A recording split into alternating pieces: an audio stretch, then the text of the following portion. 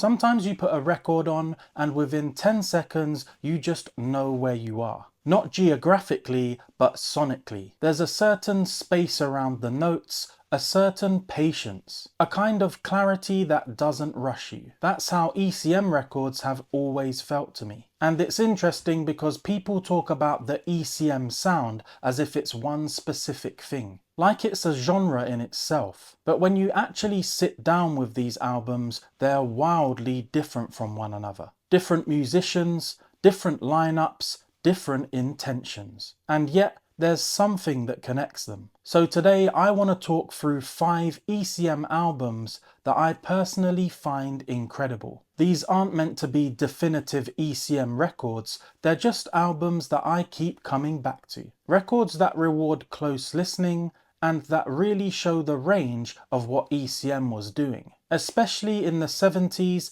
and early 80s. And before we get into it, please forgive me for any mispronunciations of musician names. First up, we have Steve Kuhn's album named Trance from 1975. Steve Kuhn's Trance is one of those records that almost feels understated when you first hear it, and then it slowly gets under your skin. At its core, this album is built around the trio of Steve Kuhn on piano, Steve Swallow on bass, and Jack DeJohnette on the drums, which on paper already tells you a lot. You've got 3 musicians that are deeply melodic, but also very comfortable with space and subtlety. But what's important to mention with Trance is the presence of Sue Evans on percussion, because she adds a whole other dimension to the record. Evans doesn't dominate the sound at all, but her use of colour and texture subtly shifts the atmosphere. The percussion often sits slightly in the background, enhancing the sense of openness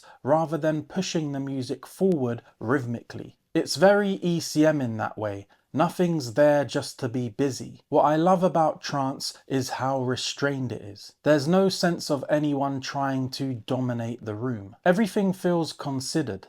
Kuhn's touch on the piano is incredibly light, and his phrasing feels almost conversational, like he's thinking out loud rather than delivering grand statements. The ECM production really suits this album. There's air around the instruments, and you can hear every nuance of Kuhn's touch. Even the quieter percussive details, shakers, cymbals, small textures, feel intentional and perfectly placed. My favourite track here is A Change of Face, and I think it sums up the album beautifully. The melody is simple, but it lingers. There's a reflective quality to it, almost a quiet optimism, and the group just lets it breathe. Steve Swallow's bass is especially important here. He doesn't just support the harmony, he gently nudges the direction of the tune. And Sue Evans's subtle percussion gives the track an extra sense of motion,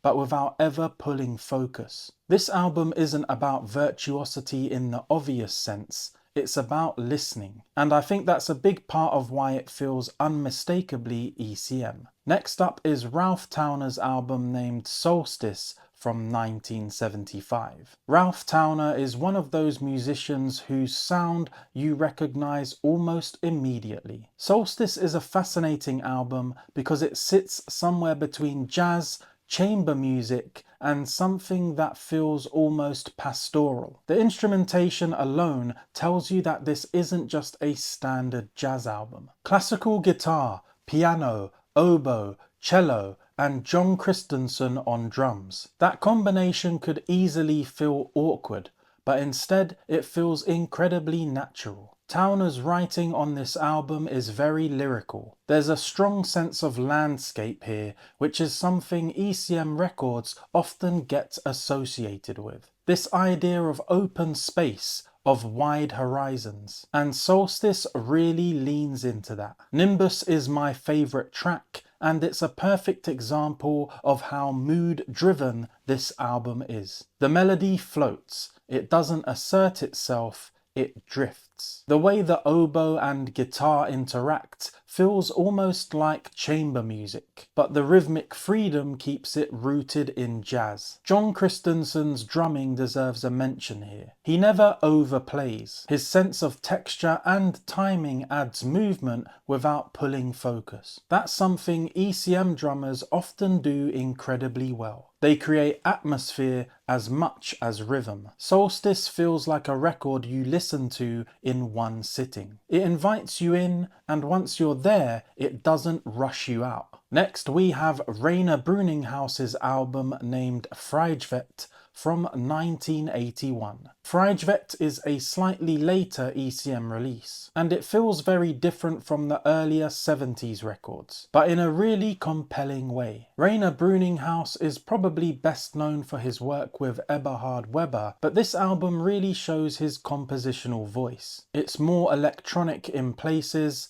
more textural, and very much of its time, but it hasn't aged badly at all. The record blends acoustic piano with synthesizers in a way that feels organic rather than gimmicky. There's a sense of motion throughout the album, almost like you're constantly traveling through different emotional spaces. Radspuren is my standout track here. It has this gentle forward momentum that never quite resolves. The harmony keeps shifting, and there's this slightly unsettled feeling underneath the surface. But it's not uncomfortable, it's intriguing. What Brüninghaus does so well is balance structure with openness. The compositions are clear, but there's room for interpretation. And again, ECM's production plays a huge role. Everything is crystal clear without feeling sterile. This album shows how ECM evolved into the 80s while still maintaining its core identity. Now we have Eberhard Weber's album named The Colors of Chloë from 1974. If there's one album on this list that people often point to as a cornerstone ECM record, it's The Colors of Chloë. Eberhard Weber completely redefined what the bass could be doing in a jazz context. His approach is orchestral. He thinks in layers and textures, not just lines. This album is incredibly ambitious. You've got strings, woodwinds, electric bass, and a strong compositional vision tying everything together. It doesn't sound like anything else from its time. The title track, The Colors of Chloë, is just stunning. The way it unfolds feels cinematic. Themes emerge, dissolve, and then reappear in different forms. Weber's bass isn't just a foundation, it's the emotional center of the piece. There's also a real sense of trust here between the musicians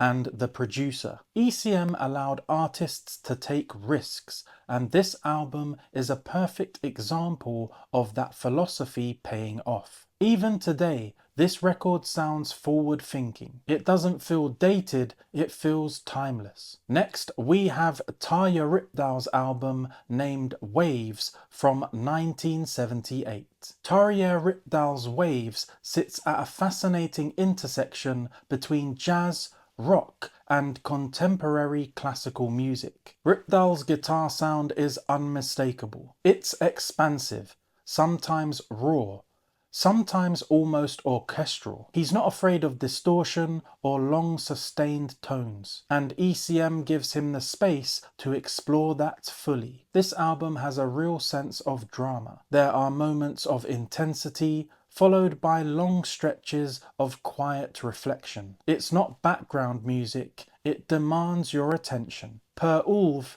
is my favourite track here. It starts with this haunting, almost ominous atmosphere and slowly builds. The pacing is masterful. Nothing feels rushed, and when the guitar finally opens up, it feels earned. Rypdal's work reminds me that ECM was never just about pretty sounds. There's darkness here, there's tension, and that contrast is what makes the beauty hit harder. What ties all of these albums together for me isn't a specific sound, it's an approach. ECM trusted musicians. It valued space. It allowed records to unfold at their own pace. These albums don't shout at you, they invite you to listen more closely. And honestly, the more time I spend with ECM records, the the more I realise they're not really about genre at all. They're about mood, texture and intention. If you've spent time with any of these albums,